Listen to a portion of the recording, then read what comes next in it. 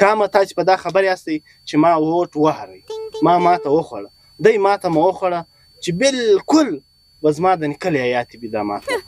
خو خبره دا ده چې ما نن پریس کانفرنس ما کوم کړی دی زه چې تاسو ته کومه وینا نن کومه دا په دې باره کې ده چې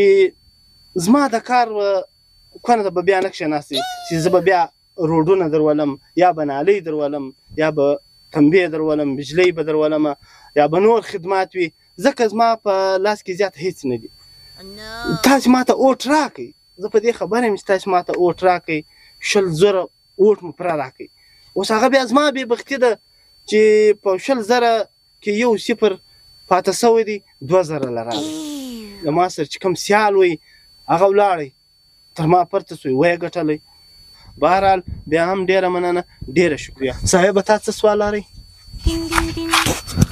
بوډا خان صاحب تا چې دا کوم ووټ وارلی دا تا له کومې وجې وارلی دا ستا کمپین ډېر کمزوری وي که یا بله خبره وله ته د دې خبرې ما ته جواب راکړه مننه سټو خان صاحب تاسې خپل قیمتي وخت وایستئ ما ته مو موقع راکړه د خبرو د کولو ستاسو د چینل مننه ستاسو د ټي وي د مننه خبره دا ده ما هم دی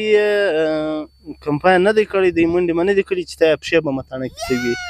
خپل وس داس مو خود وکړئ منډې ترنډې مې وکړې خو بس نه یې ورودله خبره د قسمته که نیمه ولس خپل وس داس وکړئ زیاته بې بل خوښاوئ بل ته بې چانس ورکوئ بډو خان صاحب دا ستا نوټیفیکیشن جاري سوی ته کامیابه سوې مبارک ده ما خو وهرله سړی زه درته یم ګټلي دا نوټیفیکیشن دی ستا جاري سوی بس ما هغې ومه ګټل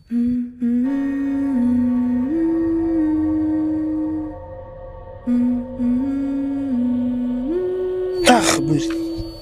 یا دا خو اورجینل هم دی نو های ټکس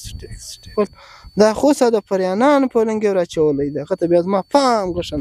بالکل مه ګټلی دی بالکل مه ګټلی دی بوډا خان صاحب دغه د پرنن د پولینګ خبر راته وکړه دا څه ته راکیسه ده ته یو منټ زه یې ور کور ته ټلیفون وکړم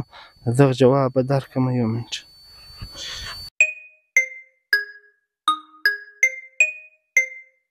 اوس یې بیا نه پرته کوي د خوشحالۍ ځای دی بیا نه پرته هلکه ته چیرې له ټلیفانه څخه لرې یې مبارک ته څه ومه ګټله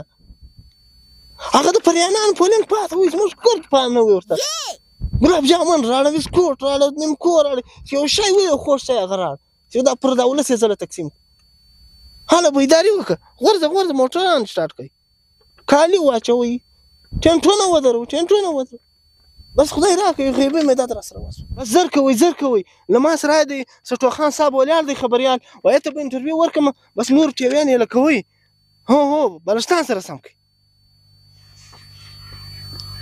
نو سټو خان صاحب زه به تا ته یوه انټرویو درکړم نه بوډا خان صاحب دغه د دې خبرې جواب راکړه دا سړی څوک وی چې تا ته داسې د خوشحالۍ زیری درکړي دی ولاړی وروره زه به تا ته یو خبره وکړم بس ته دغه خپله دغه خبره خالي نشر کړه چې بډو خان صاحب وګټله دا سوال یې کولی سي چې بسکوټ څونې راړې کومه خوشحالي به وي پلانه به وي ډنګره به وي لیکن په دا شي کار مه لره که په دا کې څوک خبر سوې بیا به نه ته یې نه به زه یم نه به د دا کیمره بس حالات به سره خراب وي تره خبره دا ده چې بس خپل ځان خوندي کړو په داسې خلکو باید ته کار نه ولرې یو د پریانان پولینګ دی یو دارنګه پټ خل دي دا زموږ دوستان دي بس ته خپله ذمهواري سره زه به خپله ذمهواري سره ګرانو کتونکو بوډا خان صاحب وګټله نور زم نه یم خبر څنګه وګټله